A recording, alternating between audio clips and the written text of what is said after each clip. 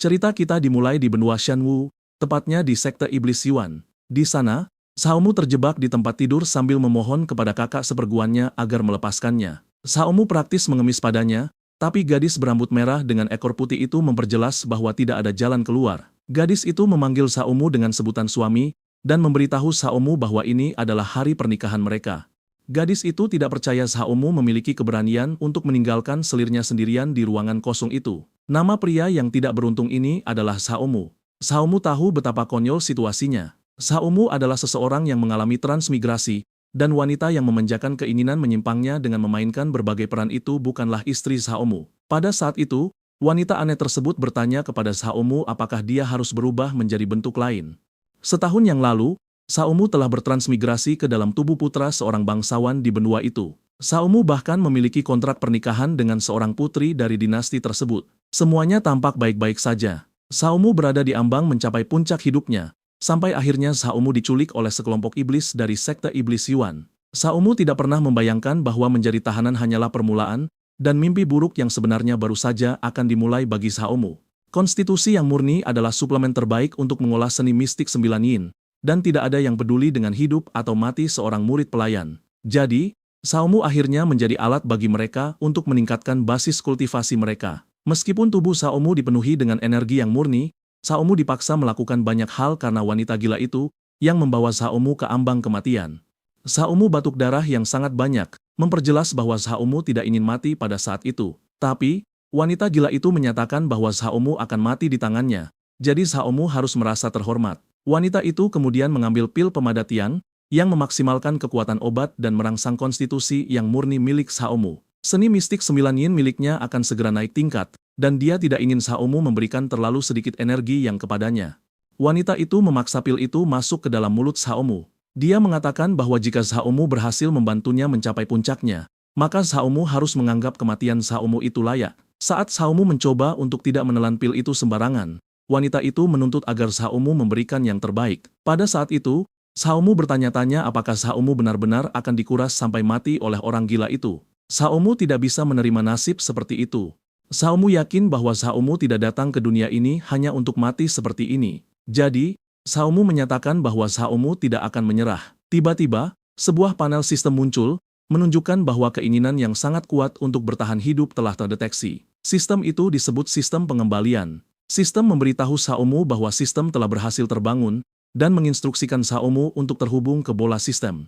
Xiaomu membaca ini dan tidak tahu apa artinya. Setahun penuh telah berlalu, dan Xiaomu menyadari bahwa sistem itu ada untuk memastikan bahwa Xiaomu bisa menerima semua yang layak Xiaomu dapatkan. Xiaomu segera melihat kesempatan untuk mengubah situasi Xiaomu, yang membuat Xiaomu sangat bersemangat. Xiaomu berhasil melakukan koneksi, dan hadiah pertama Xiaomu adalah pengembalian terjamin pertama dengan hadiah 10.000 kali lipat lebih besar. Saat Xiaomu memeriksa sistem, wanita gila itu berkomentar bahwa tubuh Xiaomu sangat jujur, meskipun mulut Xiaomu tidak mengatakan apa-apa. Xiaomu sekarang ingin membalas dendam pada wanita celaka itu, setelah Xiaomu melayani sebagai budak bagi mereka sepanjang tahun. Xiaomu berpura-pura bahwa Xiaomu akan memuaskannya. Xiaomu mendorong wanita itu ke tempat tidur, dan wanita itu merasa senang, ingin agar Xiaomu tidak menahan diri. Mengetahui bahwa surga telah memberi Xiaomu kesempatan seperti itu, Xiaomu menyadari bahwa Xiaomu perlu mengendalikan takdir Xiaomu sendiri. Sementara itu, wanita gila itu menyatakan bahwa tempat itu hanya milik Xiaomu seorang malam itu. Pemandangan kemudian beralih ke keesokan harinya. Xiaomu benar-benar kelelahan, tubuh Xiaomu babak belur, sementara gadis itu bangun dengan ceria dan santai. Gadis itu berkomentar bahwa Xiaomu hanya menyumbangkan sedikit energi yang murni, tetapi telah memberikan performa yang baik. Untuk memperburuk keadaan, dia percaya bahwa jika Xiaomu tetap hidup, kakak seperguruannya akan datang mencari Xiaomu untuk bersenang-senang lagi, membuktikan bahwa Xiaomu benar-benar memiliki nyawa yang tangguh. Gadis itu meninggalkan Xiaomu sendirian. Pada saat itu, panel sistem memberitahu Xiaomu bahwa dikuras oleh rubah langit berekor 9 memicu pengembalian 10.000 kali lipat. Tubuh Xiaomu menjadi tubuh yang merah suci, dan pemberdayaan dimulai. Xiaomu menerima pemurnian Qi, mencapai lapisan ke-10. Xiaomu sedang merasakan kekuatan tubuh suci, tetapi Xiaomu tahu ini bukan waktunya untuk bertindak sembarangan. Xiaomu tahu sekte Iblis Yuan memiliki banyak ahli yang kuat, dan jika rahasia Xiaomu terungkap, keadaan akan memburuk bagi Xiaomu. Jadi, Xiaomu memutuskan untuk menggunakan waktu ini, selagi tidak ada yang memperhatikan, untuk mengumpulkan kekuatan sebanyak mungkin. Batu roh adalah fondasi untuk peningkatan kultivasi. Saumu memutuskan untuk mengambil tugas pribadi dari para kakak seperguruan untuk mendapatkan lebih banyak kekuatan. Saumu menyadari bahwa Saumu memiliki sistem, jadi Saumu perlu berpikir besar. Sebagian besar dari mereka tidak kaya, jadi Saumu bertanya-tanya apakah ada cara lain untuk mendapatkan batu roh dengan cepat.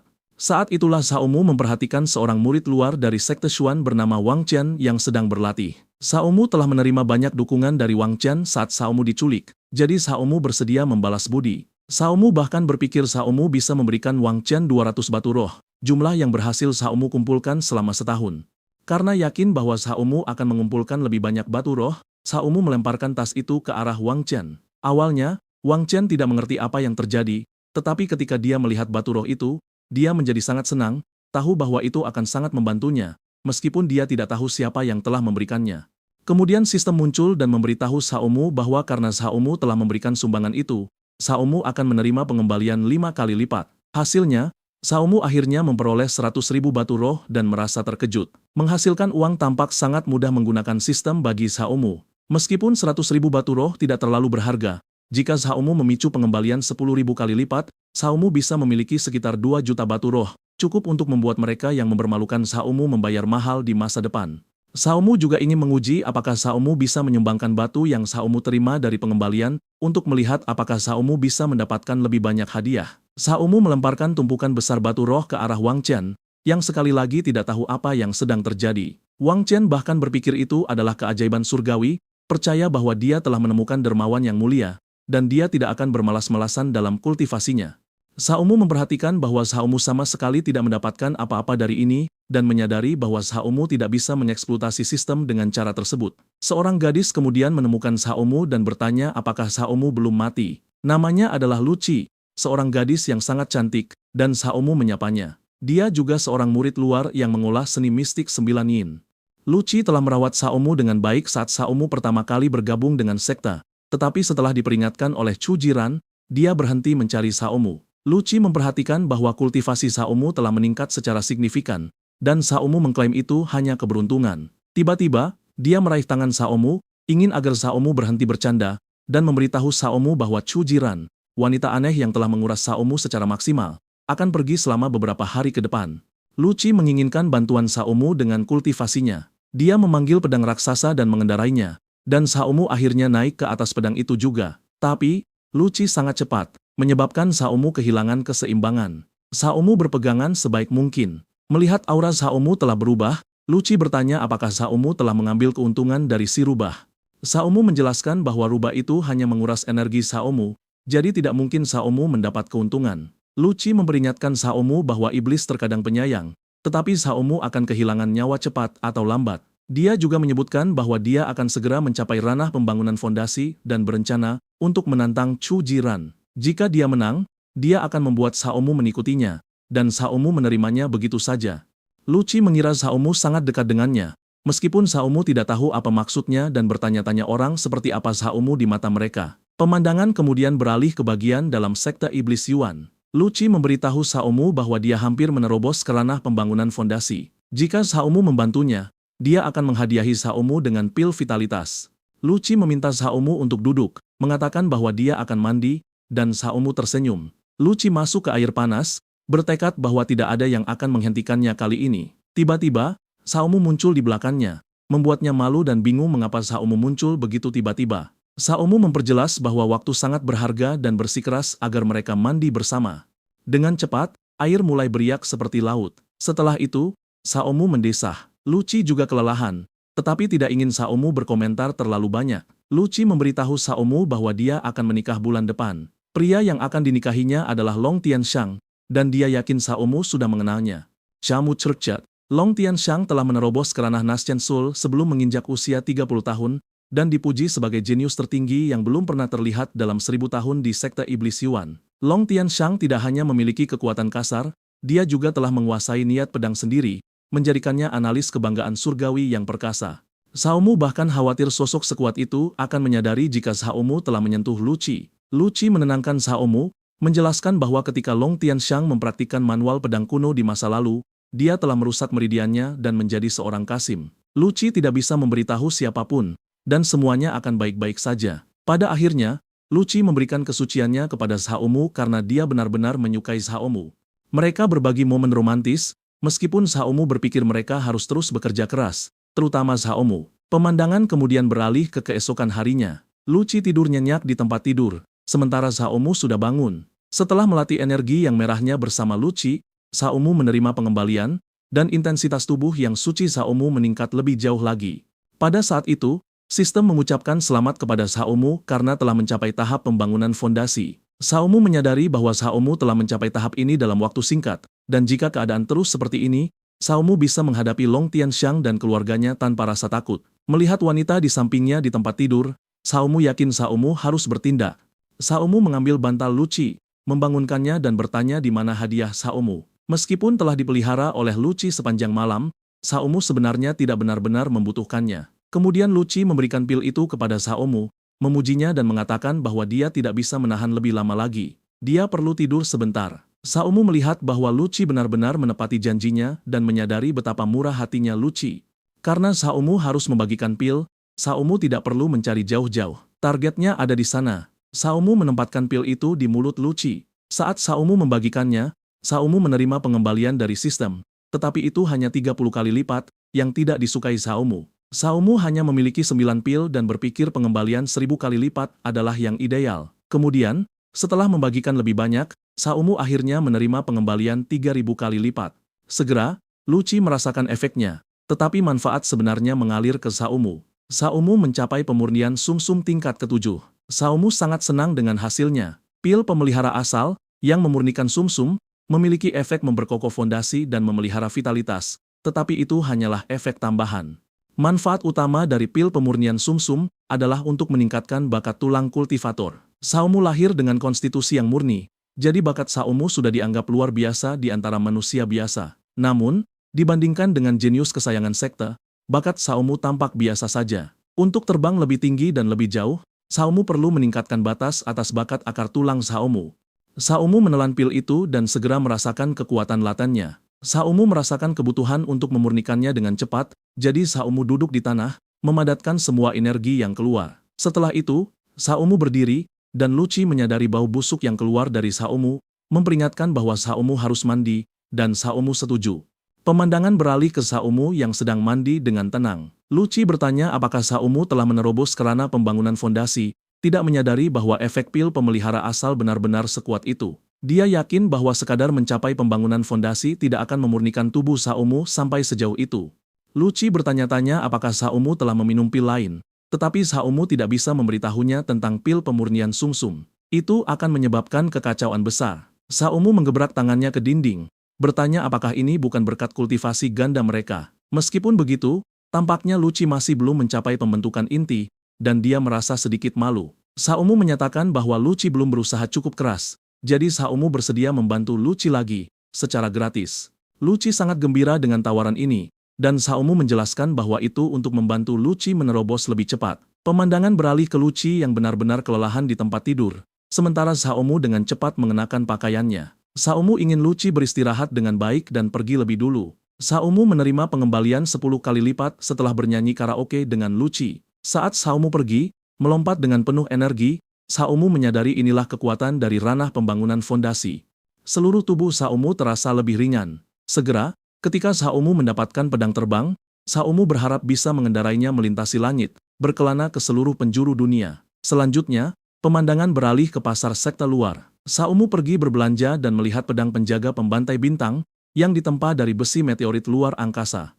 Bila pedang itu diukir dengan matriks pusaran bintang yang mampu menyerap kekuatan bintang dan meningkatkan daya mematikan pedang terbang tersebut. Namun, harganya 30.000 batu roh. Xiaomu bertanya-tanya apa pengembalian yang akan didapat jika Xiaomu menghadiahkannya nanti. Kemudian seseorang memanggil Xiaomu dengan sebutan pemuda tampan, mengklaim bahwa mereka akhirnya menemukan Xiaomu. Pria itu tampak seperti 3 tungku yang ditumpuk menjadi satu. Itu adalah Mu Tai.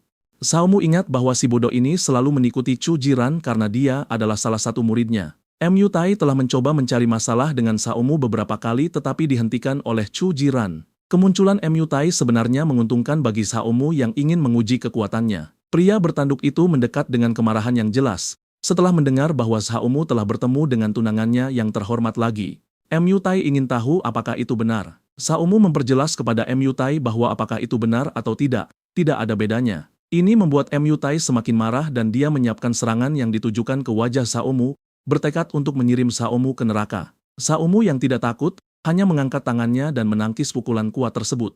Saumu menyatakan bahwa Saumu sangat bersedia untuk terus menikmati hidup bersama Chu Jiran. Mu Tai tidak menyangka Saumu telah mencapai ranah pembangunan fondasi. Mu Tai kemudian mulai memamerkan kekuatannya lebih jauh, memperingatkan Saumu untuk tidak sombong hanya karena Saumu telah unggul. Dia meluncurkan beberapa serangan mencoba untuk mendemonstrasikan kekuatan aslinya.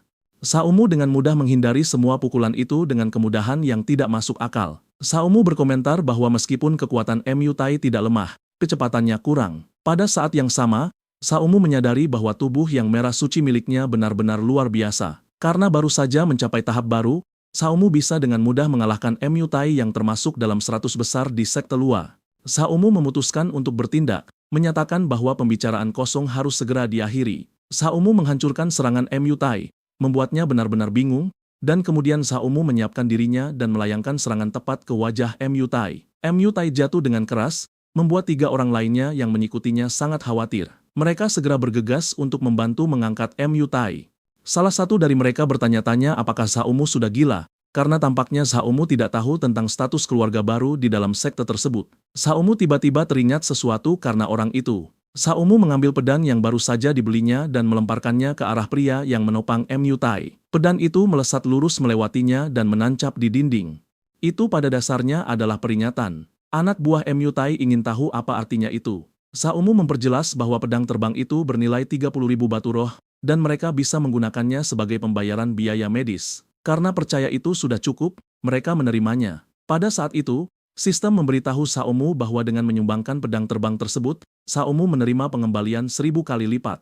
Saumu juga mendapatkan pedang terbang kelas 5, meskipun Saumu pikir itu terlalu sedikit. Sementara 2 anak buah lainnya bersama Mu Tai menjadi sangat marah dan bergerak ke arah Saumu dengan senjata di tangan.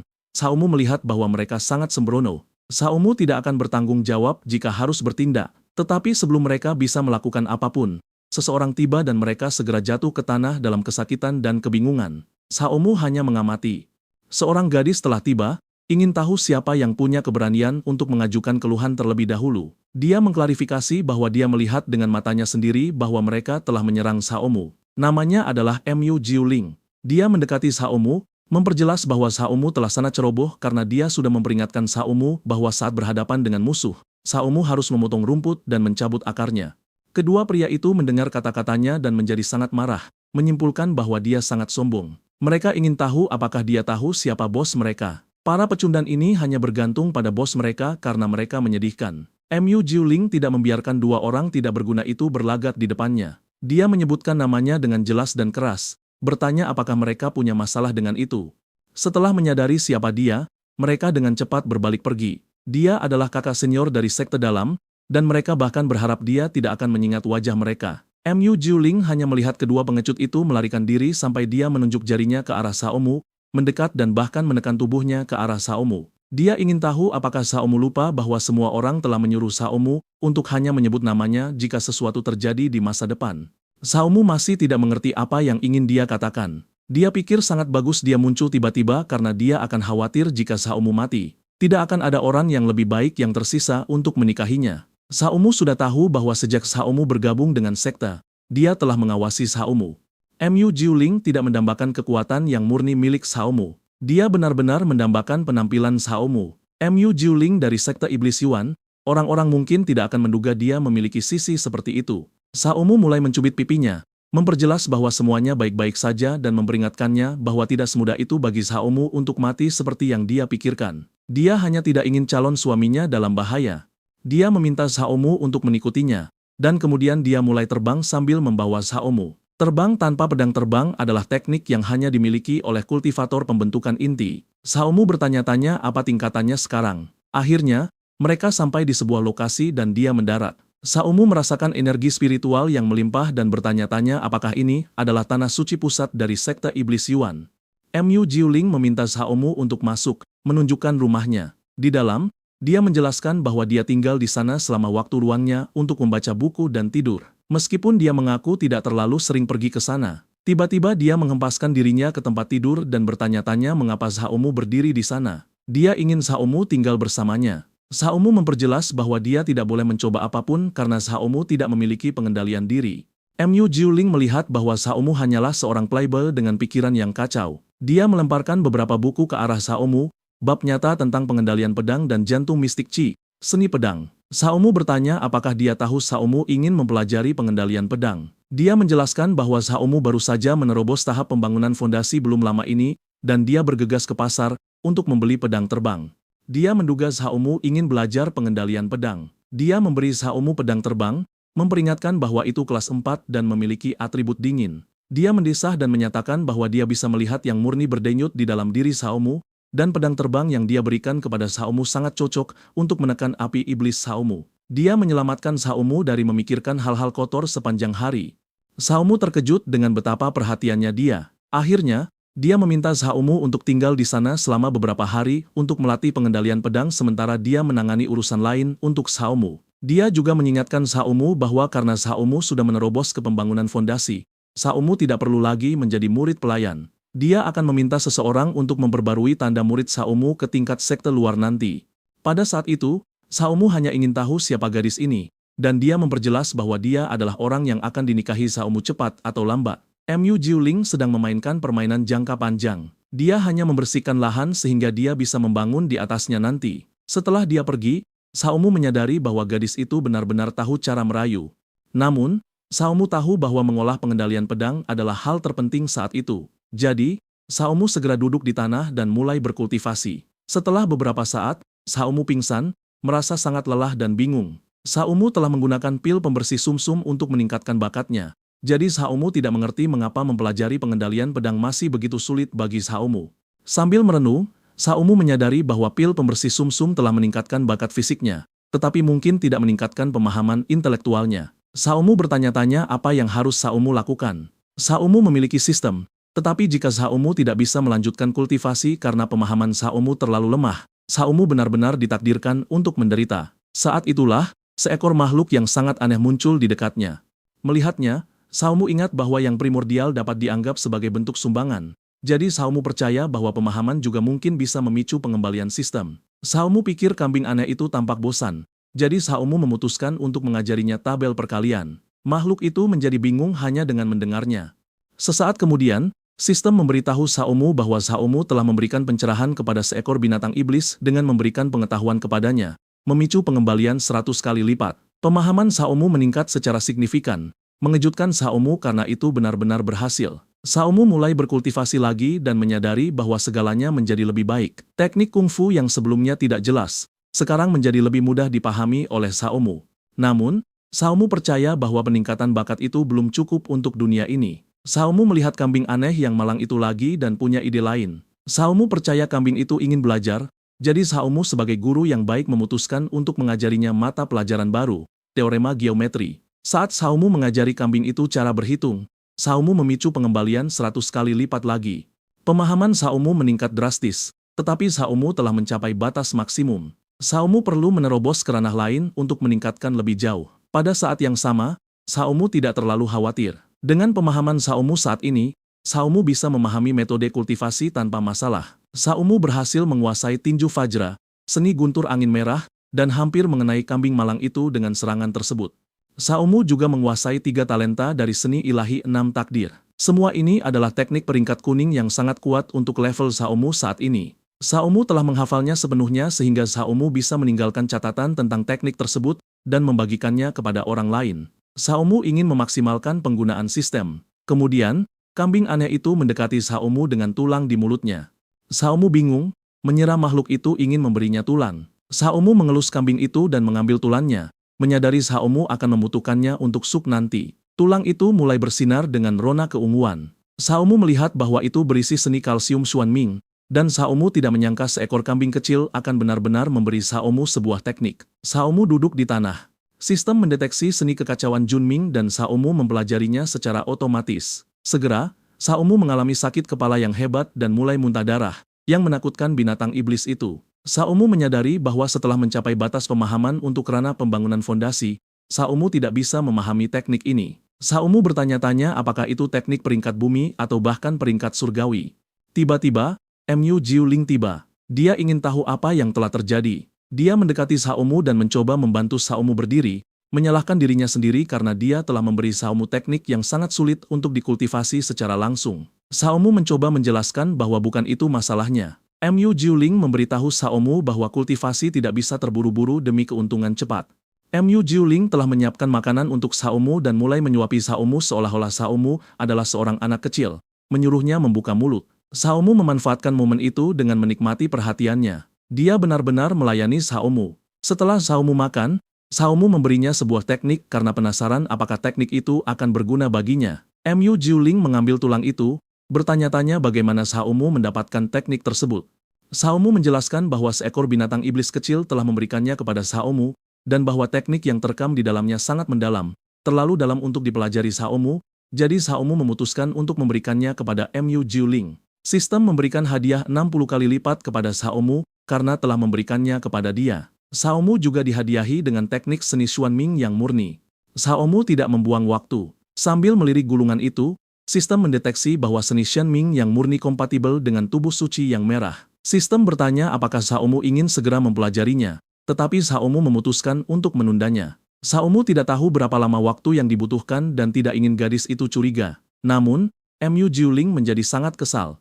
Mu Jiuling memanggil kambing itu anjing bau, mengklaim bahwa makhluk itu telah mencuri tekniknya lagi dan hampir membunuh calon suaminya. Meskipun Saumu masih hidup segar bugar, dia menjelaskan bahwa untungnya Saumu tidak memaksakan kultivasinya. Dia mengklarifikasi bahwa Saumu memiliki konstitusi yang murni dan seni Saumu tersebut membawa atribut kacau. Jadi, jika Saumu memaksakan kultivasi itu, hal itu bisa berbenturan dengan tubuh yang murni milik Saumu. Meridian Saumu bisa hancur, yang berpotensi menyebabkan kematian Saumu hampir seketika. Saumu kemudian mengerti mengapa Saumu tidak berhasil dan menyadari bahwa Saumu salah mengira itu karena pemahaman yang tidak mencukupi. Mu Jiuling menjelaskan kepada Saumu bahwa konstitusi Saumu spesial, dan teknik yang cocok untuk orang seperti Saumu sangatlah langka.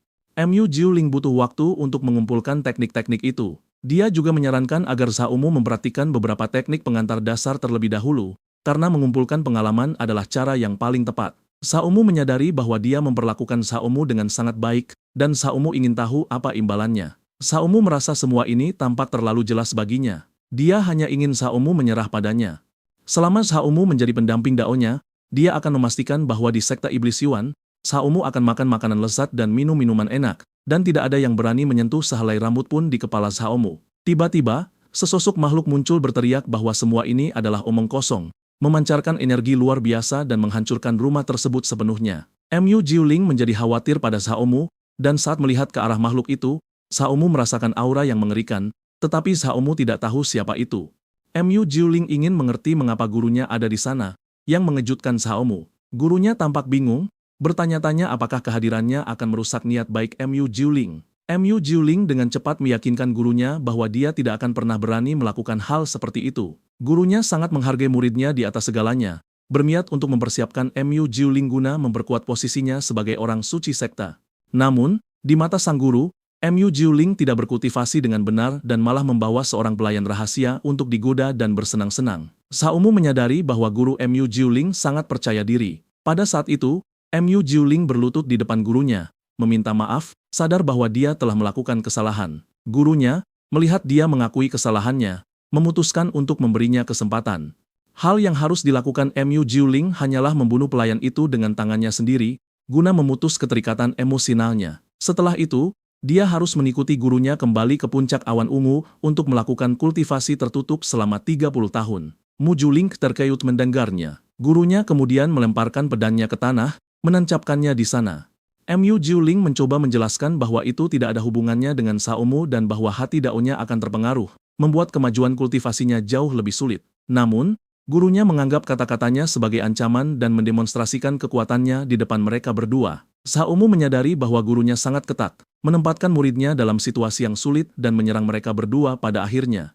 Mu Jiuling tampak linglung dan Saumu mencoba menopangnya, mendesaknya untuk segera menyerap kekuatan spiritual Saumu. Gurunya menyadari bahwa Saumu menyirimkan yang murni ke dalam tubuh muridnya, dan menyadari bahwa Saumu telah membangkitkan tubuh yang merah suci. Saumu mengonfirmasi hal ini, menyatakan bahwa guru Mu Jiuling memiliki mata yang tajam. Wanita itu menyadari bahwa tubuh yang merah suci sangat langka dan sulit ditemui, dan dia mulai melihat potensi dalam diri Xiaomu. Mu Jiuling tidak mengetahui hal ini dan menyatakan dengan jelas bahwa jika dia tahu, dia akan mengikat Xiaomu di tempat tidur untuk memberkatinya, yang membuat Xiaomu benar-benar bingung. Gurunya terbatuk, mengingatkan murid mudanya bahwa dia ada di sana. Mu Jiuling meminta maaf karena berbicara tanpa berpikir, dan Xiaomu juga memberi isyarat, mengakui bahwa gadis itu mengatakan hal yang tidak masuk akal.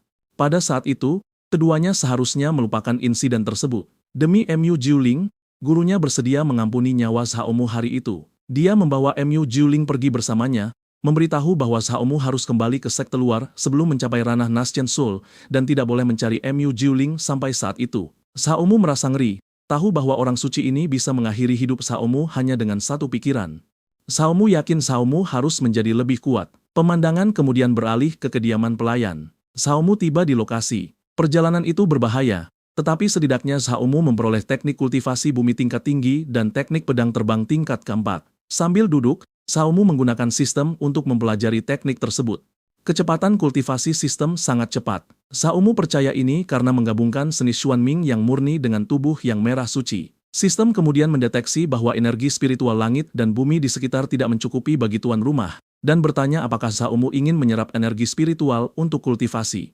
Xiaomu mengonfirmasi, dan tiba-tiba, banyak sekali batu spiritual muncul, memancarkan energi. Xiaomu menghabiskan sepanjang hari untuk ini, dan saat malam tiba, Xiaomu terus berkultivasi. Akhirnya, Xiaomu menyadari bahwa semua batu spiritual yang telah Xiaomu simpan, sekitar 70.000, telah lenyap, tetapi Xiaomu tidak terlalu keberatan karena Xiaomu telah mencapai lapisan ketiga pembangunan fondasi dalam satu malam. Satu hal yang Xiaomu yakini adalah Xiaomu perlu mencari cara untuk mendapatkan uang lebih cepat. Ketika Xiaomu melangkah keluar, beberapa orang ada di sana. Salah satunya, seorang murid pelayan dengan 2 lapisan pemurnian Qi bernama Hu Chang, berkomentar kepada Xiaomu bahwa dia telah mendengar Xiaomu menerima banyak manfaat dari Chu Jiran dan menginginkan demonstrasi. Xiaomu segera ingat Hu Chang, yang mengandalkan kultivasinya yang lumayan untuk mengintimidasi pria dan mendominasi wanita, bertindak seperti tiran. Siapapun yang menentang idenya berakhir dengan kehilangan nyawa. Pada saat itulah Xiaomu bertanya apakah Hu Chang telah menimbun banyak batu spiritual, karena dia menghabiskan sepanjang hari mencuri dari orang lain. Hu Chang menjadi sangat kesal dengan apa yang Xiaomu katakan, bersiap menyerang Xiaomu, mengira Xiaomu sedang mencari masalah.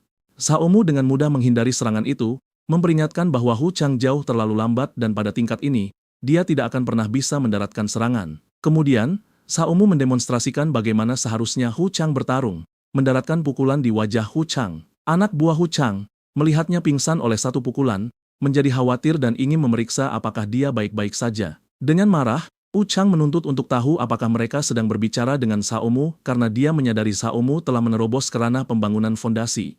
Xiaomu tidak menyangka hal itu akan begitu jelas terlihat. Hu Chang menginstruksikan anak buahnya untuk menyerang bersama, tidak puas melihat mereka hanya berdiri dan menonton. Kedua pria itu maju ke arah Xiaomu, yakin mereka bisa menghancurkannya. Xiaomu bergerak dengan mudah, dan orang lain yang menonton tidak bisa membayangkan bahwa Xiaomu telah menerobos ke pembangunan fondasi begitu cepat. Apa yang Xiaomu lakukan benar-benar luar biasa. Seorang penonton bahkan bersorak untuk Xiaomu, yang memusatkan kekuatannya di jarinya dan membuat salah satu anak buah Hu Chang terbang tinggi ke udara. Tiba-tiba, secara acak, Hu Chang berubah menjadi harimau dan menerjang Xiaomu dengan kecepatan luar biasa, mencoba mengirim Xiaomu ke neraka. Namun kenyataannya, dia tidak bisa mendaratkan satu pukulan pun. Xiaomu memukulnya dengan sangat kuat sehingga Hu Chang terbang beberapa meter dan bahkan mendarat di atas pria lain. Dengan geram, dia mengancam Xiaomu lagi, tetapi Xiaomu cepat dan sudah berada di atas harimau itu, menyeimbangkan diri dengan elegan di ujung jari kaki Xiaomu. Xiaomu kemudian menginjak pria harimau itu dengan brutal, membungkam lawannya. Semua orang mulai mengagumi Xiaomu seolah-olah Xiaomu telah melampiaskan semua rasa frustrasi mereka. Lagi pula, orang-orang sudah lelah ditindas oleh Hu Chang dan tidak pernah percaya bahwa Xiaomu akan menyelamatkan mereka. Xiaomu meminta semua orang memberi Xiaomu waktu sejenak, lalu dengan cepat menggunakan kekuatan Xiaomu untuk menarik tas dari saku Hu Chang. Di dalamnya terdapat batu spiritual yang telah dicuri Hu Chang, dan Xiaomu menyatakan bahwa Xiaomu akan mengembalikan semuanya kepada pemilik aslinya. Xiaomu mulai melemparkan batu-batu itu ke kerumunan, yang sangat gembira, mendoakan Xiaomu panjang umur. Batu-batu berterbangan kemana-mana seperti keajaiban. Sistem mencatat bahwa Xiaomu telah menyumbangkan lebih dari 9.000 batu spiritual dan menghadiahi Xiaomu dengan pengembalian 1.000 kali lipat, memberikan Xiaomu 9 juta batu spiritual.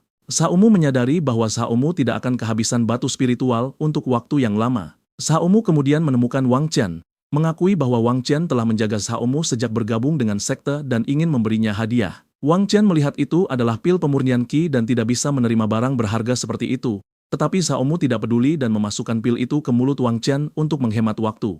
Sistem memberi hadiah kepada Xiaomu 100 kali lipat, memberikan Xiaomu pil pembangunan fondasi tingkat kedua. Pada saat itu, Wang Chen terbatuk, curiga karena Xiaomu masih di tahap awal dan Hu Chang serta Nietai bukanlah ancaman kecil. Dia menyarankan agar Xiaomu bergabung dengan sekte luar karena Xiaomu akan cepat menemukan pelindung di sana. Xiaomu setuju, berniat melakukan hal itu. Pemandangan kemudian beralih ke balai administrasi sekte luar. Di dekat sana, seorang pria berdiri di dekat kuali menerima api yang intens. Pria ini, Jiang Dingkun, adalah pengelola sekte luar. Xiaomu masuk dan menyapanya. Jiang Dingkun membuat isyarat dan kuali itu tiba-tiba terbalik sepenuhnya, membuatnya berteriak keras. Jamu cercat. Setelah kekacauan itu, debu mengepul dan Jiang Dingkun menyalahkan Xiaomu karena mengganggunya, merusak pemurnian pil, dan memerintahkan Xiaomu pergi. Xiaomu tidak mengerti apa yang sedang terjadi. Jelas, Xiaomu melihat bahwa pengelola itu sengaja merusak pemurnian pil tersebut. Menilai dari suhunya, Xiaomu menyadari bahwa pria itu bahkan tidak sedang memurnikan pil umuki yang berharga. Xiaomu tidak mengerti mengapa Jiang Dingkun mempersulit Xiaomu dan bertanya-tanya, apakah seseorang memberinya instruksi. Melihat Xiaomu belum pergi, Jiang Dingkun menyatakan bahwa dia ingin sekali Xiaomu pergi. Xiaomu dengan tenang meminta pengelola untuk tidak sabar. Xiaomu juga memamerkan 50.000 batu spiritual, berharap pengelola akan menerimanya dengan senyuman. Jiang Dingkun terkejut melihat banyaknya tas berisi batu yang dipamerkan Xiaomu, bahkan sampai meludahkan tehnya. Dia segera menyadari bahwa Xiaomu datang untuk memproses plakat identitas murid sekte luar, dan memberitahu Xiaomu bahwa dia akan segera menanganinya. Xiaomu merasa Xiaomu mungkin menyebabkan ketidaknyamanan bagi pengelola dan ingin tahu siapa yang mencoba menghentikan Xiaomu untuk dipromosikan menjadi murid sekte luar. Jiang Dingkun menjelaskan bahwa dia hanya menerima uang untuk menyelesaikan masalah orang lain, dan tidak akan pernah berani menjual informasi orang lain. Xiaomu mengerti dan dengan cepat menawarkan lebih banyak tas batu spiritual. Bertanya apakah itu cukup. Jiang Dingkun tercengang, bahkan sampai terbatuk, dan memberi isyarat agar Xiaomu mendekat. Menggunakan batu dan debu, Jiang Dingkun menggambar rubah di tanah. Xiaomu kemudian menyadari bahwa Chu Jiran berada di balik segalanya. Dia memiliki status transenden di sekte luar, dengan mata-mata dan mata di mana-mana. Jika Xiaomu terus bergerak di sana, Xiaomu tahu cepat atau lambat Chu Jiran akan menangkap Xiaomu. Xiaomu berterima kasih kepada pengelola atas informasinya, dan Jiang Dingkun memperjelas bahwa dia sama sekali tidak mengatakan apa-apa. Pemandangan kemudian beralih ke Xiaomu yang mengendarai pedang terbangnya. Xiaomu pikir Xiaomu hanya bisa melihat Lu Qi, jadi Xiaomu memutuskan untuk bersembunyi di rumahnya sebentar untuk menghindari perhatian. Ketika Xiaomu tiba, Xiaomu melihat beberapa pria meninggalkan kamar Lu Qi, yang memicu rasa ingin tahu Xiaomu. Di antara mereka ada Long Tianxiang dari sekte Iblis Yuan, peringkat kelima tanpa kebanggaan surgawi, dan Liu Haikong, juga dari sekte Iblis Yuan, salah satu dari 12 tetua. Liu Haikong menyatakan bahwa sekarang cucunya, Lu Qi, telah mencapai pembentukan inti, aliansi pernikahan mereka harus segera dijadwalkan. Long Tianxiang memberitahu tetua bahwa segera setelah dia memenangkan tempat pertama dalam kompetisi berburu besar tahun itu, dia akan menikahi cucunya. Liu Haikong sangat menantikan hari pernikahan tersebut. Xiaomu memperhatikan Long Tianxiang berada di dekatnya. Terlepas dari itu, Xiaomu mendekati Lu Qi untuk memeriksa apakah dia ada di sana. Ketika Lu Qi melihat Xiaomu, wajahnya berseri-seri. Xiaomu bertanya apakah Long Tianxiang datang untuk membahas pernikahan. Lu Qi bahkan tidak ingin namanya disebut di depannya, benci mendengarnya. Lu Qi meraih lengan Xiaomu, ingin tahu mengapa Xiaomu datang menemuinya. Xiaomu menjelaskan bahwa itu semua karena rubah terkutuk itu, yang telah mencegah Xiaomu masuk ke sekte luar. Lu Qi tidak suka mendengarnya dan meminta Xiaomu bersabar. Dia telah mencapai pembentukan inti dan hanya ingin mengonsolidasikan kultivasinya sebelum menantang Chu Jiran dalam beberapa hari. Lu Qi sepenuhnya yakin bahwa dia telah mencapai pembentukan inti dengan cepat berkat Xiaomu. Dia duduk di pangkuan Xiaomu dan Xiaomu memperingatkan bahwa Xiaomu tidak bisa menahan diri karena kekuatan Xiaomu adalah yang merah. Tetapi Lu Qi tidak ingin Xiaomu menahan diri. Dia ingin Xiaomu membantunya berkultivasi. Pada akhirnya, mereka berakhir dengan menyusung kepingan Lego bersama, bahkan saat Long Tianxiang masih ada di sana. Pemandangan kemudian beralih ke Xiaomu yang bangun tidur, Dengan sistem menginformasikan bahwa pengembalian kekuatan yang merah Xiaomu adalah 500 kali lipat, yang menurut Xiaomu terlalu sedikit. Sistem menjelaskan bahwa Xiaomu telah dipanen oleh Lu Qi berkali-kali, sehingga hadiah pengembaliannya menurun. Xiaomu menyadari bahwa berinvestasi terlalu banyak pada satu orang akan mengurangi pengalih hadiah. Xiaomu berpikir akan lebih baik untuk menemukan beberapa kakak senior untuk berkultivasi dengan Xiaomu dan meningkatkan pengalih sistem. Namun, Xiaomu memutuskan untuk fokus pada masalah itu nanti. Xiaomu segera duduk dan menggunakan batu spiritual yang Xiaomu miliki untuk mengintensifkan kultivasinya, mencapai lapisan keempat pembangunan fondasi, yang terasa aneh bagi Xiaomu karena Xiaomu belum mencapai lapisan kelima. Xiaomu juga menyadari bahwa mengonsumsi sumber daya tubuh sucinya membutuhkan energi yang sangat besar, jadi Xiaomu perlu terus mengumpulkan sumber daya. Tiba-tiba, Xiaomu melihat sesosok bayangan lewat, jadi Xiaomu membuka jendela untuk melihat apa yang terjadi dan berhadapan langsung dengan sang orang suci. Xiaomu merasa sangat malu. Orang suci itu memperjelas bahwa Xiaomu bisa memanggilnya Zixuan.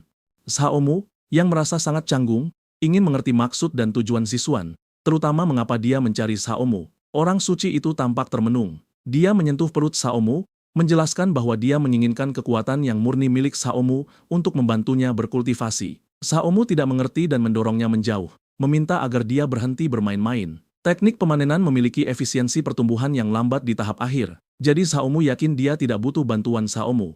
Zixuan menjadi sangat marah dan melemparkan Xiaomu ke dinding. Xiaomu merasakan tekanan spiritual mengerikan yang dia pancarkan. Zixuan menuntut agar Xiaomu menghentikan semua obrolan dan cukup menjawab apakah Xiaomu bersedia membantu atau tidak. Xiaomu berpikir bahwa perintah harus dipatuhi, hanya bisa menyimpulkan dalam benaknya bahwa ketika kesempatan datang, Xiaomu akan menginjak-injaknya, tetapi Xiaomu tidak tahu seleranya untuk membantu kultivasinya dengan benar.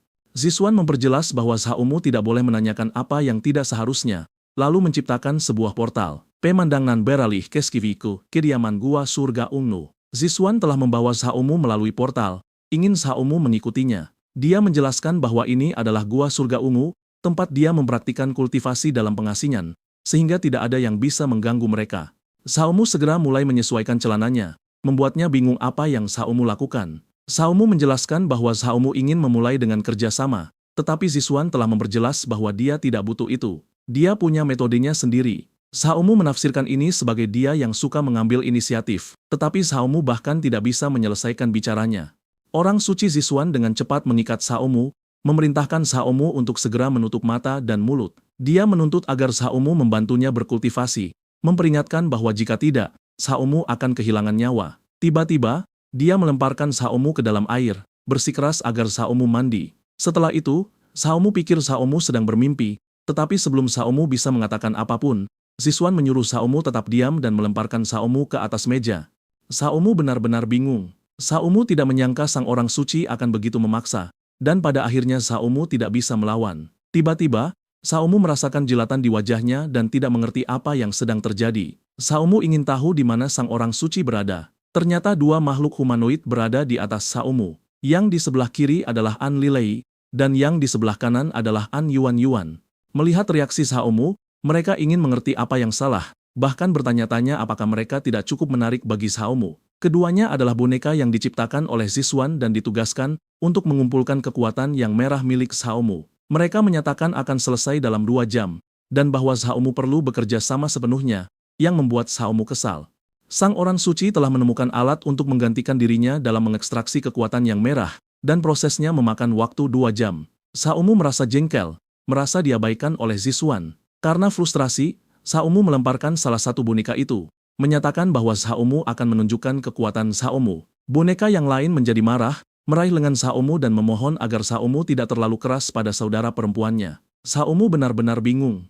Mendengar keributan itu, Zixuan hanya ingin tahu kapan Xiaomu akan selesai, dan memanggil Xiaomu brengsek. Kedua boneka gadis kucing itu benar-benar kelelahan. Xiaomu pergi ke air untuk bersantai setelah semua kerja keras itu, menyadari bahwa mata air panas itu meningkatkan kekuatan Xiaomu. Bahkan setelah begitu banyak usaha, Xiaomu masih merasa kuat. Xiaomu melihat kedua boneka itu bangkit dan mendekati tuan mereka, benar-benar hancur karena Xiaomu. Mereka menerima kemungkinan kematian dari Zixuan karena mereka telah menyebabkan penundaan, tetapi menyalahkan Xiaomu, menyebut Xiaomu seorang tiran. Zixuan sama sekali tidak menyalahkan mereka. Setelah menyaksikan seluruh proses tersebut, dia menginstruksikan mereka untuk meninggalkan cairan yang merah di sana dan pergi ke lantai bawah, untuk memperbaiki diri dan pulih. Kemudian Ziswan mendekati Xiaomu.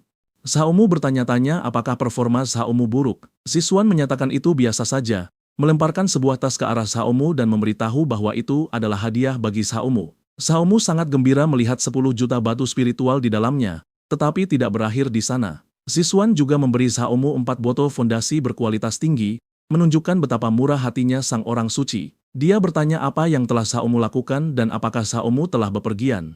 Xiaomu menjelaskan bahwa jika dia ingin menyerap kekuatan yang merah, efeknya akan lebih baik dengan kultivasi ganda. Pipi Ziswan memerah saat dia membuka portal, tidak ingin melihat Xiaomu. Xiaomu mencoba menjelaskan situasinya, dan tiba-tiba Xiaomu menemukan dirinya kembali di tempat yang sama seperti sebelumnya, yaitu rumah Luci. Xiaomu menyadari metode sang orang suci benar-benar tidak terduga. Tiba-tiba, panel sistem menunjukkan bahwa karena Xiaomu telah menyumbangkan sejumlah besar kekuatan yang merah, tubuh yang merah suci milik Xiaomu telah meningkat secara signifikan. Xiaomu segera duduk, menyadari persis apa yang Xiaomu pikirkan sebelumnya. Berganti orang benar-benar menghasilkan hadiah sistem yang lebih besar. Meskipun sang orang suci membutuhkan kekuatan yang merah milik Xiaomu, Xiaomu yakin Xiaomu sekarang akan memiliki posisi di dalam sekte. Pemandangan beralih ke Ziswan yang memegang nampan, memperhatikan, berharap yang merah milik Xiaomu tidak mengecewakannya. Dia mengingat apa yang telah dia lihat sebelumnya, tidak ingin pikiran seperti itu memengaruhi kultivasinya. Kedua boneka itu mengamati segalanya, bertanya-tanya apakah cairan yang merah milik Xiaomu memiliki efek samping pada sang orang suci. Keesokan Luci bangun. Dia melihat Xiaomu duduk di lantai, memusatkan kekuatan Xiaomu. Luci memperhatikan bahwa Xiaomu bangun pagi untuk berkultivasi, menjadi lebih rajin. Xiaomu menjelaskan kepadanya bahwa secara tidak sengaja, Xiaomu telah merasakan percikan inspirasi untuk sebuah penemuan. Luci segera memeluk lengan Xiaomu, menyatakan bahwa sekarang ranah Xiaomu telah meningkat, dia ingin tahu mengapa Xiaomu tidak menantang pendakian jalan surgawi bersamanya. Selanjutnya, pemandangan beralih ke pendakian jalan langit, ranah rahasia kuno sekte Iblis Yuan. Tempat itu memiliki 12 lapisan. Biasanya, mereka yang berhasil naik dan mencapai lapisan ketiga memenuhi syarat untuk berada di antara 100 teratas dalam peringkat kebanggaan surgawi dari sekte luar. Ini karena mulai dari lapisan ketiga, selama tahap pembentukan inti, iblis-iblis kuat muncul. Pada titik ini, Luci memperhatikan bahwa Chu Jiran, yang menempati peringkat ke-9 di peringkat kebanggaan surgawi sekte luar, bahkan dapat merasakan lapisan keempat untuk waktu singkat. Xiaomu memperingatkan Luci bahwa dia tidak perlu melakukan ini demi Xiaomu, tetapi Luci menjelaskan bahwa itu bukan hanya untuk membantu Xiaomu, keduanya akan mendapat manfaat. Orang-orang selalu berkata bahwa Chu Jiran adalah kultivator dengan potensi terbesar di sekte luar, tetapi Luci tidak setuju. Luci ingin melihat dalam persaingan antara manusia dan iblis, pihak mana yang benar-benar menonjol. Meskipun Iblis Yuan memperlakukan manusia dan iblis secara setara, perkelahian dan persaingan masih ada di antara mereka. Xiaomu sudah agak lelah mendengarkannya dan mengingatkannya bahwa Xiaomu juga seorang murid luar, dan mereka sebaiknya pergi saja.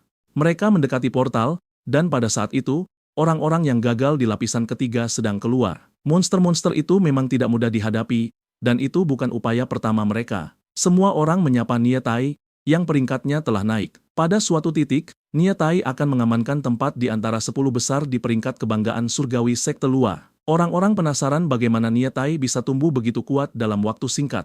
Pria bertanduk itu menjelaskan bahwa itu karena bakat dan kerja kerasnya. Niatai berada di posisi ke-79 sampai dia melihat Chu Jiran muncul. Chu Jiran berharap Niatai tidak lupa bahwa dia telah membantunya meningkatkan kultivasi, mengharapkan Niatai menyelesaikan tugas yang dia berikan. Niatai kemudian mengambil posisi seolah menyapa seorang komandan di ketentaraan, mengonfirmasi berkali-kali di depan semua orang, sementara Luci dan Xiaomu mendekat.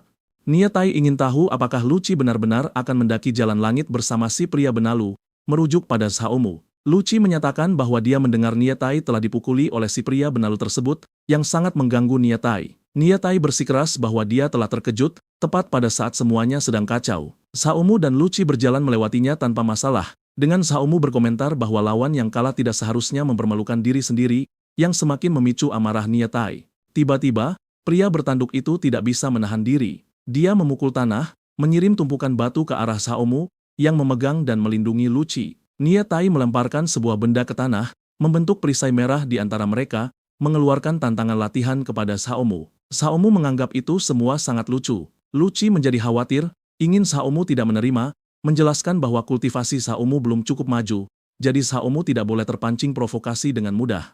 Pada saat itu, Xiaomu menenangkannya, memperjelas bahwa Xiaomu tahu batas kemampuannya sendiri. Xiaomu kemudian memberitahu pria bertanduk itu bahwa dia menjengkelkan, dan Xiaomu meminta Nia Tai untuk menambah taruhan lain. Nia Tai setuju, menyatakan bahwa jika dia kalah, dia akan mengembalikan pedang terbang tingkat kedua kepada Xiaomu. Xiaomu memutuskan untuk menggunakan cincin penyimpanan di tangan Xiaomu sebagai taruhannya.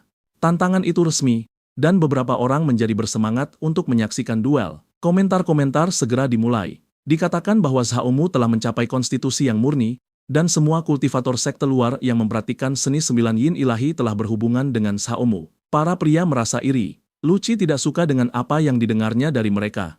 Chu Jiran kemudian menyatakan bahwa dia selalu merasa Xiaomu sangat tidak fokus saat dia sedang memanen energi dari Xiaomu, tetapi dia menemukan bahwa Xiaomu punya pacar seperti Luci. Terlepas dari segalanya, dia menganggapnya sebagai hal yang baik. Bagi seekor burung yang bertekad terbang jauh, akhir terbaik adalah dicekik sampai mati oleh tangannya sendiri. Kata-katanya agak gila. Chu Jiran ingin Nia Tai menggunakan kekuatan penuhnya, tidak peduli hidup atau mati. Dia tidak ingin pria besar itu menyia-nyiakan kesempatan yang dia berikan. Nia Tai berjanji tidak akan mengecewakannya. Nia Tai kemudian mulai menunjukkan kekuatannya, bergerak ke arah lawannya. Luci sangat khawatir, ingin Xiaomu berhati-hati. Nia Tai melompat untuk memukul Xiaomu, yang hampir tidak bergerak. Tiba-tiba, debu mengepul. Orang-orang mengira Nia Tai akan menang karena dia sudah dikenal karena kekuatannya dan baru-baru ini meningkatkan kultivasinya, membuatnya layak menjadi spesialis 100 besar sekte luar. Semua orang mengira Xiaomu sudah tamat, kemungkinan duel tercepat yang pernah berakhir. Jika Nia Tai tidak menahan kekuatannya, nyawa Xiaomu benar-benar bisa terancam. Chu Jiran ingin semua orang melihat baik-baik apa yang terjadi ketika seseorang menyinggung perasaannya. Luci marah pada rubah terkutuk itu. Chu Jiran, tanpa ragu, menyatakan bahwa jika Xiaomu adalah anjing yang baik, Xiaomu mungkin bisa bertahan sedikit lebih lama. Namun, dia akhirnya mendengar orang-orang tanpa sepenuhnya mengerti, dan bertanya-tanya bagaimana Xiaomu bisa menangkisnya. Kebanyakan orang lebih suka percaya bahwa itu adalah semacam trik. Pemandangan itu benar-benar menakjubkan bagi semua orang. Konstitusi yang murni tampak sangat hebat bagi semua. Xiaomu hanya menahan Nia Tai dengan pertahanan Xiaomu, tanduknya, yang merupakan hal paling suci bagi pria bertanduk. Nia Tai juga bertanya-tanya bagaimana itu mungkin. Xiaomu berasumsi Nia Tai belum makan hari itu, karena dia belum menunjukkan kekuatan apapun. Chu Jiran memanggil Nia Tai bodoh dan memerintahkannya untuk cepat mengambil pil yang telah dia berikan. Nia Tai menjadi jengkel dan mulai gemetar, menyatakan bahwa dia hanya akan melakukannya karena dia memerintahkannya. Nia Tai dengan cepat menelan pil itu dan mendapatkan kekuatan luar biasa. Xiaomu bahkan merasa perlu untuk mundur. Nia Tai ingin Xiaomu menyaksikan wujud terkuatnya. Wujud Minotaur, membuat tanduknya menjadi lebih besar. Tapi bagi Xiaomu, lawannya benar-benar telah menjadi seekor banteng. Luci memperjelas kepada Chu Jiran bahwa dia benar-benar hina karena membantu Nia Tai curang dalam duel. Chu Jiran tidak melihat alasan untuk menganggapnya curang, karena pil roh iblis dapat memicu kekuatan garis keturunan iblis untuk sementara. Itu adalah kekuatan bawaan dari semua iblis. Pil itu hanya mempercepatnya dalam waktu singkat. Si banteng sangat ingin membawa kematian bagi Xiaomu, tetapi dia tidak ingin membiarkan tubuh lawannya utuh. Dengan kecepatan luar biasa, dia menerjang Xiaomu. Orang-orang melihat bahwa Nia Tai bergerak begitu cepat sehingga mereka bahkan tidak bisa melacaknya. Ini adalah kekuatan seekor banteng dengan garis keturunan iblis. Tetapi bagi Nia Tai yang malang, Xiaomu menghindari serangan itu sambil tertawa. Xiaomu hanya menerima sayatan kecil di lengan Xiaomu, yang Xiaomu yakini bukan disebabkan oleh serangan itu. Itu hanya tekanan angin. Tiba-tiba, si banteng menabrak dinding, menyebabkan gelombang kejut yang mengejutkan semua orang. Dampaknya menunjukkan betapa besarnya kekuatan fisik iblis dibandingkan dengan manusia. Nia Tai pulih dan memperjelas dia tidak akan membiarkan lawannya lolos kali ini, menyerangnya lagi. Xiaomu mengakui bahwa kekuatan lawannya tidak sepele. Namun, itu tidak cukup untuk mengalahkan Xiaomu. Xiaomu mendaratkan pukulan yang mengenai tanduk Nia Tai, menghancurkannya. Tidak hanya itu, tinju Xiaomu juga mengenai wajah si banteng, membuat Nia Tai, yang sesaat tidak berdaya, terbang beberapa meter. Tapi binatang itu sangat berat dan merusak sebagian besar permukaan tanah. Chu Jiran menyaksikan semua ini, hanya ingin mengerti bagaimana hal itu mungkin terjadi. Xiaomu memberikan Nia Tai harmonisasi wajah gratis, dan Chu Jiran tidak mengerti bagaimana Xiaomu secara instan mengalahkannya setelah dia berubah menjadi iblis. Untuk memperburuk keadaan, Xiaomu melakukannya dalam satu gerakan. Dia bertanya-tanya apakah konstitusi yang murni benar-benar sekuat itu, dan juga mempertanyakan kapan Xiaomu menerobos ke tahap pembangunan fondasi, menyadari bahwa kekuatan pukulan itu bahkan lebih besar dari kekuatan Nia Tai. Luci kemudian mendekati Xiaomu, memujinya atas pekerjaan yang dilakukan dengan baik, dan mengatakan dia tidak mengharapkan kurang dari itu dari Xiaomu. Xiaomu mengingatkannya bahwa banyak orang sedang menonton. Chu Jiran menjadi kesal melihat betapa tidak bergunanya si banteng itu, dan memerintahkan anak buahnya untuk membawa pria besar itu pergi. Xiaomu mendekati semua orang dan meminta mereka menunggu sebentar. Anak buah Nietai gemetar, menyadari bos mereka telah dikalahkan. Mereka ingin mengerti apa maksud Xiaomu. Orang-orang itu trauma dan menduga akan dipukuli. Xiaomu, sambil memegang tas batu spiritual, menjelaskan bahwa Xiaomu adalah orang yang tenang dan menawarkan 10.000 batu spiritual, yang harus digunakan untuk biaya pengobatan si banteng saat itu. Anak buah Nietai mengira Xiaomu sangat sombong karena mempermalukan bos mereka seperti itu, tetapi mereka juga bersedia dipukuli dan menerima 10.000 batu spiritual. Xiaomu yang menunjukkan kantong itu membuatnya tampak lebih mengesankan bagi semua orang. Pada saat itu, sistem muncul menunjukkan bahwa Xiaomu menerima pengembalian 100 kali lipat. Jelas, Xiaomu tidak melakukan ini karena kebaikan hati. Xiaomu memberikan batu-batu itu karena Xiaomu tahu itu hanya menguntungkan Xiaomu. Namun, Xiaomu tidak puas dengan sekadar pengembalian 100 kali lipat. Xiaomu menjadi semakin rakus. Chu Jiran kemudian mendekati Xiaomu, bertepuk tangan dan menyatakan bahwa Xiaomu benar-benar telah melakukan segalanya dengan sangat baik. Dia menyatakan bahwa itulah yang dia harapkan dari pria yang dia cintai, mengungkapkan bahwa dia, sebagai selir, semakin menyukai Xiaomu. Chu Jiran praktis memerintahkan Xiaomu untuk kembali ke sisinya saat itu juga dan berjanji untuk melakukan semua yang Xiaomu inginkan, sambil menyentuh wajah Xiaomu. Tapi, Xiaomu tidak naif. Xiaomu dengan cepat menepis tangannya, menghentikannya menyentuh Xiaomu dan memperjelas bahwa dia tidak layak. Apa yang baru saja Xiaomu katakan membuatnya meluap dengan kemarahan. Chu Jiran mulai menunjukkan kekuatannya, dan Lu Qi juga mulai menunjukkan kekuatannya sendiri. Lu Qi kemudian mendekati mereka berdua, memperingatkan Chu Jiran bahwa Xiaomu adalah manusia, bukan beban yang bisa dia buang begitu saja setelah menggunakannya. Lu Qi menunjuk Chu Jiran, memancarkan kepercayaan diri yang luar biasa. Lu Qi menyatakan bahwa dia akan menantang pendakian jalan surgawi, melampaui peringkatnya, dan akan langsung mengeluarkan tantangan kepada Chu Jiran. Lu Qi memperjelas bahwa atas semua bahaya yang disebabkan Chu Jiran, Xiaomu akan sepenuhnya menuntut balasan. Dengan itu, mereka berdua membalikan punggung padanya dan langsung menuju ke portal. Xiaomu merasa senang dan memberitahu Lu Qi bahwa apa yang dia katakan kepada Chu Jiran sangat mengesankan. Lu Qi tidak punya masalah dengan itu. Lu Qi benar-benar ingin Xiaomu sadar. Setelah keduanya memasuki portal, Chu Jiran semakin kesal. Jelas, dia tidak bersedia mempermudah jalan bagi Lu Qi dan Xiaomu. Orang-orang di dekatnya berkomentar bahwa Chu Jiran dan Lu Qi praktis memperebutkan Xiaomu, menyatakan Xiaomu sebagai pria yang sangat beruntung. Tentu saja, ini memicu kecemburuan. Nie Ao kebetulan berada di sana dan menyaksikan seluruh kejadian itu. Pemandangan kemudian beralih ke tanah suci Sekte Iblis, Gunung Sembilan Pedang Naga. Long Tianxiang sedang berkultivasi di sana saat itu. Tiba-tiba, dia membuka matanya, merasakan kehadiran seseorang. Dengan gerakan sederhana, dia mengiris batu seolah memotong mentimun. Long Tianxiang bahkan berpikir irisan yang dia buat lumayan bagus. Pada saat itu, Nie Ao muncul, menunjukkan bahwa memang ada seseorang di sana. Nie Ao, yang juga bertanduk, mengatakan dia punya sesuatu untuk dilaporkan. Rumor beredar bahwa Lu Qi dan Chu Jiran sedang berkelahi karena cemburu atas seorang pemuda tampan. Ini bisa merusak reputasi Long Tianxiang, dan dia sangat kesal karena Nie Ao mengganggu kultivasi pribadinya untuk masalah sepele seperti itu. Long Tianxiang mengancam Nie Ao dengan serangan, membuatnya gemetar. Nie Ao segera meminta maaf, mengatakan dia akan segera pergi. Tapi, Long Tianxiang menyuruhnya menunggu. Nie Ao patuh, dan Long Tianxiang meluncurkan serangan, membuat pria bertanduk itu terbang. Nie Ao ingin mengerti mengapa dia melakukan itu. Long Tianxiang menyuruhnya berhenti meronta dan melihat dadanya. Di sana terdapat sosok pedang. Dia menjelaskan bahwa itu adalah niat pedang yang dipadatkan yang telah dia bentuk. Nie Ao masih tidak mengerti. Singkatnya, Long Tianxiang ingin Nie Ao membereskan Xiaomu untuknya. Nie Ao merasa berdaya dan bersyukur. Pemandangan kemudian kembali ke pendakian jalan surgawi. Lu Qi memberitahu Xiaomu bahwa pendakian itu akan secara otomatis mencatat jumlah lantai yang dinaiki seorang murid. Karena ini pertama kalinya bagi Xiaomu, Xiaomu akan dipisahkan darinya. Lu Qi mencium pipi Xiaomu, berharap Xiaomu akan berhati-hati, lalu berbalik pergi. Sedikit yang dia tahu, seandainya dia yang seharusnya berhati-hati. Tiba-tiba, sesosok makhluk masif muncul tepat di depan Xiaomu. Ada segala jenis binatang, ayam jantan raksasa, makhluk yang menyerupai landak, dan seekor katak. Mereka menyerang Xiaomu, yang berhasil menghindari ketiganya. Xiaomu menyadari ini tidak akan mudah, dan murid luar yang baru diterima tidak bisa melewatinya. Si landak bertindak seperti Sonic, berguling menjadi bola dan meluncurkan banyak duri ke arah Xiaomu.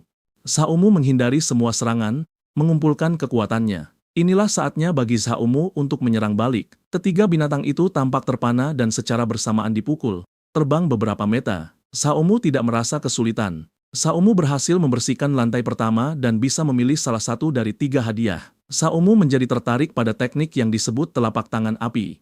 Xiaomu sebelumnya khawatir tidak memiliki teknik tempur yang cocok dengan tubuh suci Xiaomu, dan teknik ini sangat cocok. Xiaomu mulai mempelajarinya. Xiaomu perlu mengekstrak api matahari sejati ke dalam tubuh Xiaomu, menggunakan kekuatan matahari yang bersinar dan panas yang membakar untuk meningkatkan teknik telapak tangan tersebut. Xiaomu berhasil mengujinya dan memutuskan untuk melanjutkan ke lantai kedua, di mana tangga muncul untuk memungkinkan Xiaomu naik. Pemandangan kemudian beralih ke lantai ketiga. Lucky sedang menibas monster. Setelah melewati lapisan ketiga, seorang murid harus memilih satu dari 3 hadiah. Lucky naik ke 50 besar peringkat, dan segera dia akan mencapai lapisan keempat. Jika dia menunggu 15 menit lagi, dia bisa masuk ke 10 besar peringkat kebanggaan surgawi. Sementara itu, orang-orang melihat nama Xiaomu di dinding, yang mengejutkan mereka.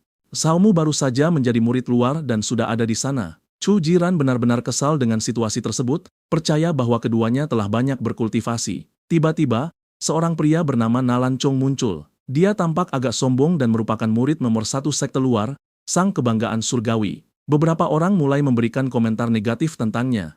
Nalan Chong mendengar semuanya dan berhenti sangat dekat dengan mereka, membuat keduanya gemetar. Dengan cepat, Nalan Chong menjulurkan tangannya dan memukul keduanya, memperjelas bahwa dia membenci gosip di belakang orang. Chu Jiran ingin tahu mengapa dia ada di sana. Nalan Chong berkomentar bahwa dia mendengar pria tampan yang diikuti Chu Jiran telah lari dengan wanita lain, dan dia ada di sana untuk mengejeknya. Chu Jiran menjadi marah dan segera mulai menunjukkan kekuatannya, menyerang ke arah si nomor 1, menunjukkan betapa sembrononya dia sebenarnya. Tapi, sebelum dia bisa melakukan apapun, Nie Ao muncul dan meraih tangan mereka berdua, membuat mereka bingung. Nie Ao berada di peringkat ke-8, jadi dia dihormati. Chu Jiran bertanya apakah dia ada di sana untuk membalaskan dendam sepupunya, membuat Nie Ao melepaskan tangannya. Nie Ao menjelaskan bahwa dia ada di sana untuk Long Tianxiang dan menyatakan bahwa dia tidak takut pada apapun. Nalan Chong menyadari bahwa datang ke sini sangat sepadan. Seorang murid luar yang baru saja masuk sekte telah bertemu dengan spesialis inti pembentukan elit yang sangat menarik baginya.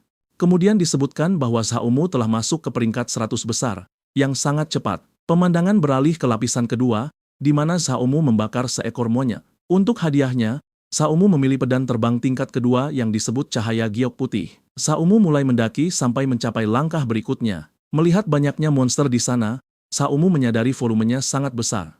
Pada saat itu, Xiaomu mengerti mengapa sebagian besar murid luar hanya bisa melewati lapisan ketiga setelah mencapai tahap pembentukan inti. Xiaomu menyiapkan sebuah keahlian. Bahkan jika Xiaomu tidak bisa lewat, Xiaomu ingin menguji batas atas kekuatan Xiaomu.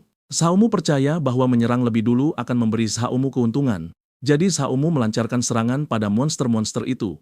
Tiba-tiba, monster yang tersisa menyerang Xiaomu, dan Xiaomu pikir inilah saatnya Xiaomu akan kalah. Tapi, monster yang hendak menggigit Xiaomu malah kehilangan giginya, dan Xiaomu hanya menderita luka permukaan. Xiaomu menyadari itu adalah kekuatan sejati dari tubuh suci yang merah milik Xiaomu. Masih ada monster yang berdiri dan menyerang Xiaomu, tetapi Xiaomu memukul mereka dan mengonfirmasi kekuatan Xiaomu yang luar biasa. Melihat harapan untuk lewat, Xiaomu membakar semuanya. Xiaomu berhasil membersihkan lapisan tersebut dan sangat gembira. Xiaomu tidak hanya memiliki kekuatan dan daya tahan yang luar biasa, tetapi kemampuan pemulihan Xiaomu juga sangat tinggi. Xiaomu mulai melihat kemungkinan untuk menantang lapisan keempat. Melihat hadiah-hadiahnya, Xiaomu memilih metode kultivasi baru. Jalan surgawi tidak memiliki batas waktu, jadi Xiaomu bisa mencoba lapisan keempat setelah menguasai teknik tersebut. Semua orang di sekitar terkejut, karena apa yang dilakukan Xiaomu belum pernah terjadi dalam 8.000 tahun. Xiaomu kini berada di peringkat ke-13. Orang-orang hanya ingin mengerti bagaimana Xiaomu mencapai itu, percaya bahwa Xiaomu adalah semacam monster. Chu Jiran sangat marah atas semua komentar tersebut. Chu Jiran hanya ingin tahu kesempatan apa yang ditemukan Xiaomu untuk meningkatkan kekuatannya dengan sangat cepat secara mengerikan. Nie Ao bertanya-tanya apakah Xiaomu benar-benar membuat semua orang terkejut, menyatakan bahwa sekte luar penuh dengan murid yang tidak berguna. Tiba-tiba, Luci muncul dari portal. Dia telah berada di lapisan keempat untuk waktu yang cukup lama, dan untuk sementara berada di posisi ke-9. Chu Jiran telah turun ke posisi ke-10 pada saat itu, dan beberapa orang bahkan memberikan selamat kepada Luci. Luci mengatakan itu bukan apa-apa, hanya sebuah posisi, tetapi dia senang berada di depan rubah tertentu. Chu Jiran menunjukkan dia tidak peduli dan menyadari bahwa Nie Ao ada di sana. Bertanya-tanya apakah Luci akan melindungi Xiaomu darinya. Luci segera menyadari bahwa Nie Ao kemungkinan besar ada di sana karena sepupunya. Jadi Xiaomu memang bisa berada dalam masalah. Sementara itu, Xiaomu sedang berkultivasi. Xiaomu memperoleh teknik baru yang disebut belitan petir ungu. Xiaomu bisa menggunakannya dengan sangat baik, meskipun sulit, berkat pemahaman Xiaomu yang kuat. Serangan itu memiliki jangkauan yang luas, berguna untuk melawan banyak musuh secara bersamaan. Setelah cukup beristirahat, Xiaomu penasaran dengan apa yang menanti Xiaomu di lapisan keempat. Di sana, Xiaomu bertemu dengan seekor puma yang tertutup api. Itu hanya satu binatang, tetapi memberikan tekanan yang luar biasa, mengejutkan Xiaomu. Bertekad memberikan yang terbaik, Xiaomu menghadapi binatang itu, yang bergerak dengan kecepatan luar biasa dan mencakar dada Xiaomu 3 kali. Xiaomu menggunakan telapak tangan api pada binatang itu, tetapi Xiaomu tidak memberikan kerusakan apapun, karena ia menghindar dengan kelincahan ekstrim. Xiaomu bertanya-tanya apakah binatang itu bisa terus berlari setelah tersengat listrik, dan Xiaomu berhasil menjebaknya, bersiap melepaskan serangan terkuat Xiaomu. Tapi, anehnya, ia berubah arah di udara, menghindari serangan Xiaomu dengan sempurna. Xiaomu juga telah memasang perangkap, dan binatang itu jatuh ke dalam serangan belitan petir ungu, menghantam tanah. Namun, ia pulih dengan cepat. Tiba-tiba, binatang itu bergerak dengan kecepatan yang tidak masuk akal dan menyerang Xiaomu lagi. Xiaomu menyadari bahwa binatang itu telah menang, karena ia berhasil memotong lengan Xiaomu. Namun, sistem menunjukkan bahwa Xiaomu telah memberi makan binatang iblis, memberikan Xiaomu hadiah 10.000 kali lipat sebagai gantinya, dan sistem juga memberitahu Xiaomu bahwa Xiaomu telah memperoleh garis keturunan kaisar manusia.